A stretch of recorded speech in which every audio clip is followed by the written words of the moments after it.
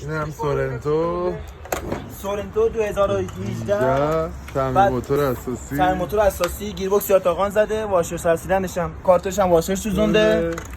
این هم سیم کشیش، نگاه انگوهاشو نگاه، همه قبلا باز کردن قشنگ گند زدن. ما گنده همکارای گذشته رو باید جمع کنیم. جان این هم کار ما چی؟ اونو استارت باز کن. تو رو خدا از این تو رو خدا گوی زدن نبرید در جا. طرف برداشته با چسب مزا موتور جی دی آی جمع کرده، الان بهش هم بگی افتخار میکنه.